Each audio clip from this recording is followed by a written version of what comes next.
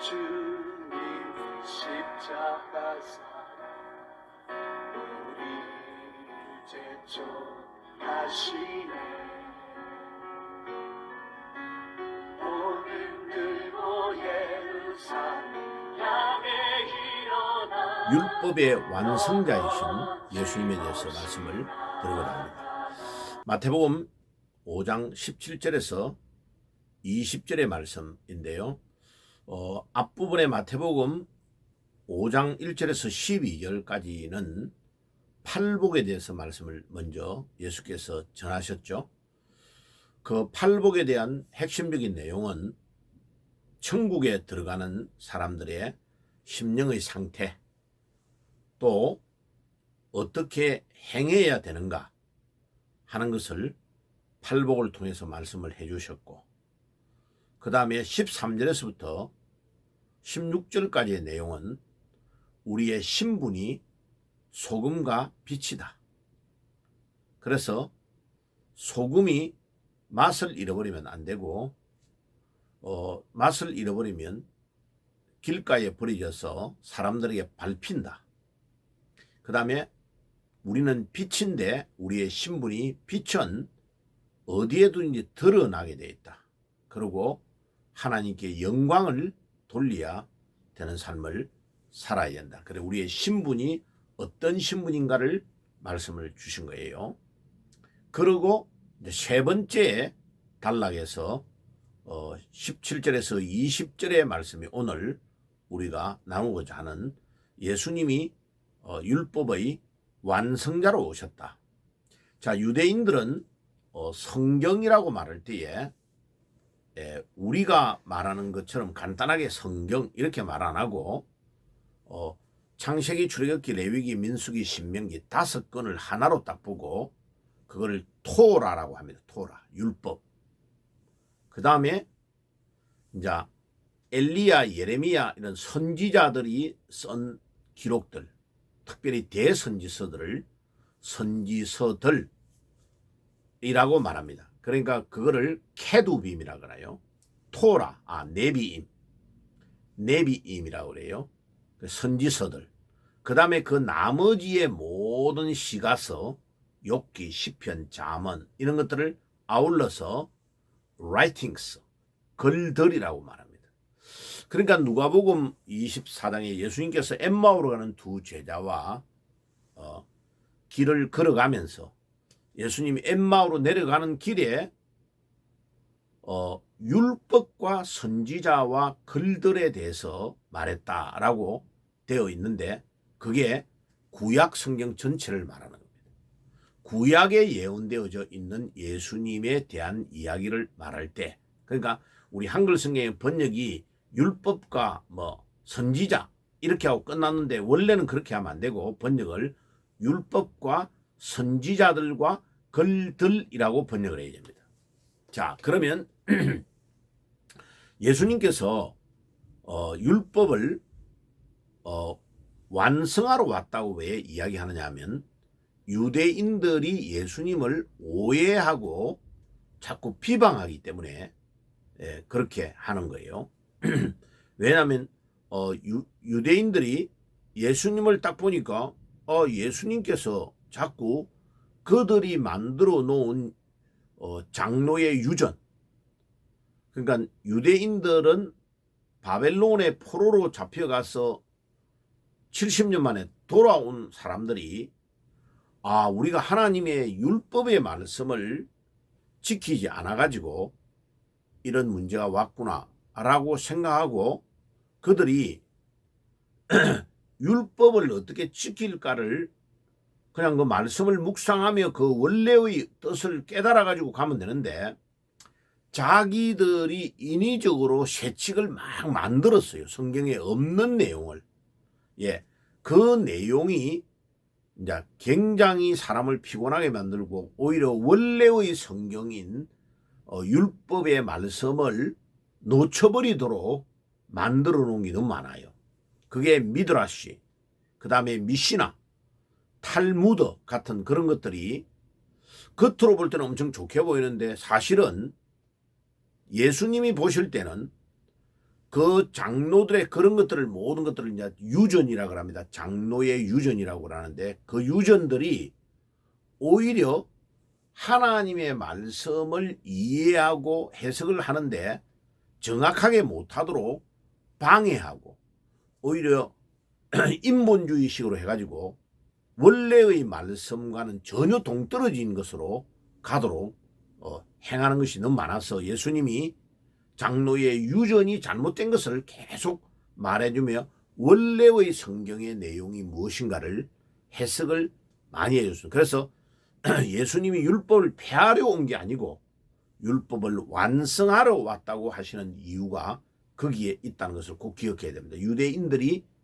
이제 예수님이 전도하기 위하여 세리들 집에도 가고 예수님이 또 이렇게 혼인잔치에 가서 포도주도 마시고 뭐 이러니까 예수님이 완전히 술꾼이다. 예수님은 세리의 친구다. 왜냐하면 유대인들은 세리를 굉장히 싫어했거든요. 로마 시대 때의 세리들은 자기의 동족의 피를 빨아먹는 사람이라고 생각한 거예요. 왜냐하면 나쁜 세리들이 10만 원을 세금을 걷어가면 20만 원, 30만 원 걷어가지고 자기들이 인마이 포켓, 착복에 먹고 나머지 10만 원을 딱 로마에 내는 식으로 하니까 저놈들은 로마 밑에서 우리 동족의 피를 빨아먹는 놈들이다 라고 세리들을 아주 안 좋게 봤는데 예수님은 세리 마태와 같은 사람을 전도하러 가가지고 그들과 함께 밥도 먹고 생활을 하니까 싫어하는 거죠.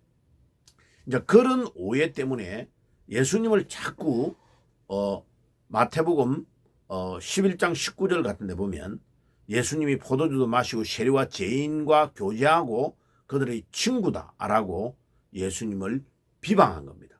그러니까 예수님은 반대로 내가 율법을 폐하려 온 자가 아니고 율법을 완성하러 왔다고 예수님이 계속 이야기를 하는 겁니다. 그래 마가복음 7장 3절 같은 데 보면 장로의 유전이라는 말들이 나옵니다. 그걸 기억해야 되고 그러면 유대인들이 이렇게 율법에 집착한 이유는 조금 전에 말씀을 드린 것처럼 그들이 바벨론 포로의 이후에 귀한 데 돌아왔던 자들이 그들의 선조들이 율법을 바로 지키지 않아서 그랬다라고 생각하는 그 강박관념에 의해서 정확하게 보기는 했는데 그들이 해결의 방법이 복음으로 해결하지 아니하고 예수님을 이해하지를 못하니까 복음적인 마인드로 이해를 못하고 세목을 계속 자기들이 인위적으로 만들어서 예를 들면 안식일 날 오리는 걸어도 되는데 오리 이상을 걸으면 안 된다. 이런 규정들이 전부 인위적으로 만드는 거죠. 자, 그래서 그런 모든 것들이 이제 유대인들을 오히려 율법으로 올가매는 것이 되어버린 겁니다. 그러면 이제 율법을 완성했다는 말의 의미가 뭐냐면 예수님께서 신명기 24장에 보면 이혼에 대한 이야기들 나옵니다. 이혼에 대한 이야기도 나오고 그것뿐만 아니라 마태복음 15장에 1절에서 9절에 보면 더 중요한 말이 나옵니다. 율법에는 말씀에 뭐라고 되어 있냐면 부모를 공경해야 되고 아버지와 어머니를 비방하는 자는 죽여야 된다라고 되어 있는 겁니다. 그런데 유대인들은 자기들의 장로의 유전으로 문장을 바꿔가지고 어떻게 하느냐면 부모님께 드려야 될 돈이 없어도 그 돈을 하나님께 헌금으로 드렸다고 하면 부모에게 준 것은 못 드려도 괜찮다라는 식으로 말을 싹 바꾸어 놓은 거죠. 그러니 이제 그거를 이 시간이 가면서 계속 부모에게 효도를 안 하는 이 자녀들이 그 문장을 가지고 계속 나는 뭐 하나님께 드렸으니까 부모님에게 못 드린 거 괜찮아 이렇게 하면서 핑계하며 부모를 소홀히 공경하지 않는 것으로 계속 나가는 것을 예수님이 질책을 당한 겁니다. 너희들이 장로의 유전을 가지고 하나님의 법을 어긴다. 그러면서 이사야 성경에 나오는 말씀으로 그들이 입술로는 하나님을 섬기지만 마음은 벌써 하나님으로부터 멀어졌다는 이사야의 예언된 말씀을 인용하면서 질책하고 계시는 것입니다. 그게 마태복음 15장에 정확하게 나와요. 1절에서 9절에. 그래서 우리가 예수님의 이 말씀, 예수님이 율법을 폐하려 온 게 아니고 완성하러 왔다는 것은 예수님은 유대인들이 만드는 유전, 쇠칙, 미시나나 미드라시, 탈무드와 같은 것들이 중요한 게 아니고 원래 하나님이 주신 모세오경의 율법, 그 원래의 취지를 정확하게 깨닫고 그것을 순종해야 그게 진짜 믿음이 있는 것이고 율법을 지키는 것이다 라고 말씀하시는 것입니다. 그 다음에 이제 신명기 24장 1절에 이혼에 대한 것도 예수님이 해석을 정확하게 해줍니다. 여자를 이제 결혼에 데리고 와서 결혼했는데 그 여자에게 험이 있다. 예를 들면 이제 나중에 옛날에 다른 남자하고 사귀었다는 것을 나중에 알게 됐다든지 처녀막이 없다든지 이런 걸 핑계를 대가지고 여자를 이용을 해버리는 겁니다. 그래 그거를 자꾸 이용하면서 여자에게 이혼을 해가지고 남자들이 자기 멋대로 행동하는 것이 너무 많으니까 예수님이 성경을 정확하게 신명기 24장 1절을 마태복음 5장에서 해석해 줍니다. 5장 31절과 32절에 보면 이혼의 이유는 남자들이 적당한 핑계로 이혼을 하는 것은 안 된다는 겁니다. 음란의 연고가 아니면 다른 남자하고 음란을 행하였던 이유 외에는 이혼을 시킬 수가 없다는 겁니다. 그리고 그 여자를 이혼을 시켰는데 다른 남자가 그 여자와 결혼을 하면 그것도 음란한 거다. 그 다음에 5장 28절의 말씀 재해석을 좀 더 깊이 해줍니다. 마음으로 음욕을 여자를 보고 품었으면 이미 그는 음행을 한 거다.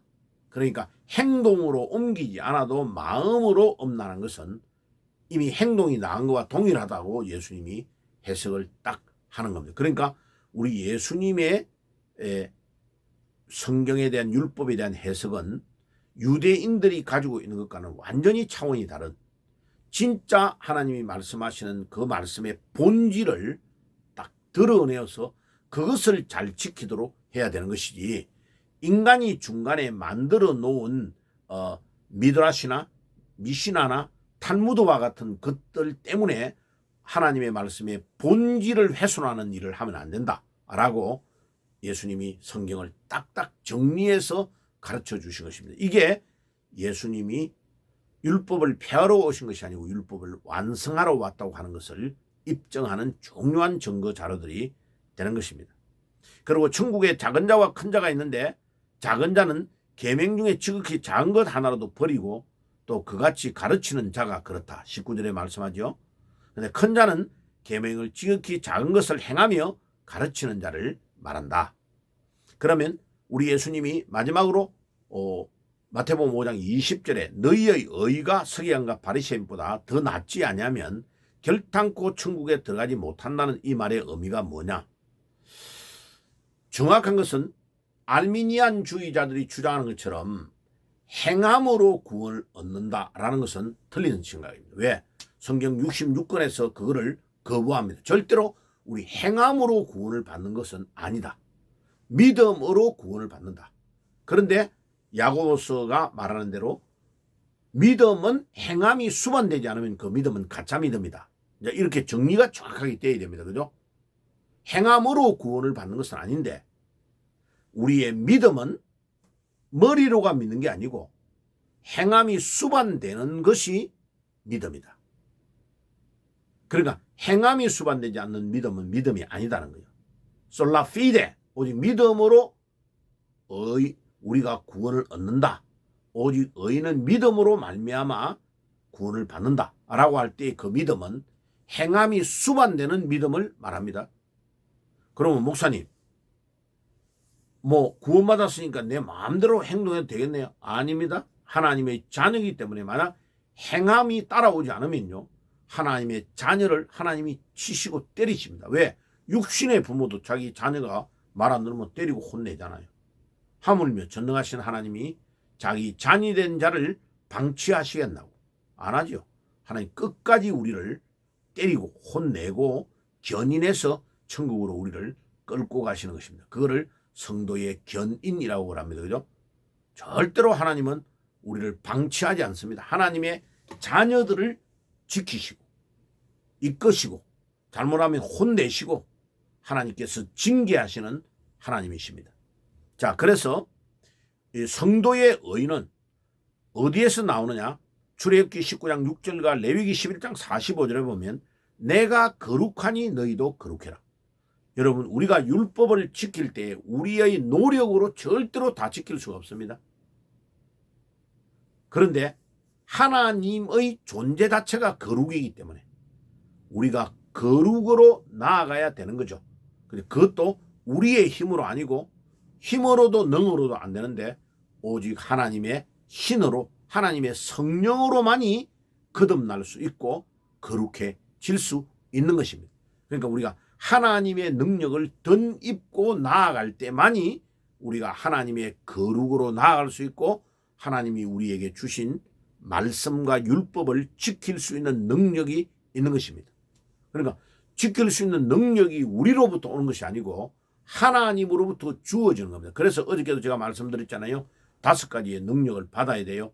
첫째, 사도행전 1장 8절에 오직 성령이 너희에게 임하시면 성령을 받아야 되고, 로마서 1장 16절 복음의 능력, 그 다음에 마가복음 9장 23절의 기도와 금식의 능력, 그 다음에 마가복음 9장 23절의 믿음의 능력, 그 다음에 복음을 전하러 가고 전도하러 갈 때에 주님이 위에서 주시는 엑소시아의 능력을 받아야 우리가 귀신을 쫓아내고 질병을 치유하는 능력이 나타나는 겁니다. 이 능력은 우리의 힘이 아니고 하나님이 우리에게 주시는 능력을 덧입어야 우리가 힘을 얻게 되고 거룩으로 나아갈 수 있는 것입니다. 그래서 알미니안주의가 주장하는 것처럼 행함이 구원에 수반된다, 구원에 들어간다, 포함된다, 완전히 틀린 생각입니다. 아닙니다. 절대로. 그럼 행함을 어느 정도까지 행해야 된다는 게 어디에 데드라인이 있나요? 없잖아요. 말이 안 되잖아요. 얼마만큼 행함이 있어야 되냐고. 왜? 그러면 식물인간이 내가 가만히 누워있는 사람은 행함을 못 하잖아요. 그럼 그 사람 구원 못 받네요. 그럼 한편 강도는 구원받았는데 그 사람은요 99.99% 완전히 죄 가운데 범죄만 하다가 자기의 죄 때문에 십자가에 매달려 죽잖아요. 그런데 죽기 직전에 예수님을 믿은 그 믿음 때문에 구원을 받은 것을 말하고 있잖아요. 그렇죠? 그러니까 알미니안주의의 신앙은 완전히 잘못된 신앙입니다. 예. 이단의 신앙입니다. 잘못된 신앙입니다. 예. 그리고 하나님하고 우리하고 신인 협동으로 구원을 얻는다. 하나님은 전혀 그 정도로 하나님은 불완전한 분이 아닙니다. 하나님은 완전하게 우리를 불렀고 우리를 구원하시고 인도하시는. 그러니까 예정이라는 말의 의미를 모르면 안 됩니다. 처음부터 기계적으로 하나님 구원받을 자, 구원 안 받을 자를 정해놓은 것을 예정이라고 하는 게 아닙니다. 원래 우리가 하나님의 말씀을 떠나서 범죄하여 우리가 이미 죽어버린 거예요. 에베소서 2장 1절은 허물과 죄로 죽었던 너희를 우리는 이미 죽어버린 겁니다. 그래 에스겔 골짜기에 해골떼만 딱 있는 겁니다. 해골떼. 그 해골떼가 천년만년을 낳아도 그 해골떼는 살아나지 못합니다. 그런데 하나님의 성령이 임하시며, 그러니까 임하시는 해골떼, 그 해골떼의 중에서 하나님이 예정하여 일으키는 자가 예정을 받은 자죠. 나머지는 유기라고 합니다. 그대로 방치돼 두는 거죠. 그럼 방치돼 둔 그거에 대한 책임이 하나님에게 있는 게 아니죠. 하나님이 우리를 예정하시고 성령으로 일으켜 세워서 살려주신 것이 하나님의 은혜고 우리가 감사해야 될. 그래서 예정, 유기는 다른 겁니다. 예. 그리고 그 예정된 자가 하나님께서 끝까지 우리를 구원으로 인도하는 것을 감사하는 것이 예정설에 대한 핵심이죠. 그걸 잘 알아야 됩니다. 자, 그러면 결론을 내릴게요. 우리의 의는 우리 자신의 노력과 의로 율법을 다 지킬 수 없습니다.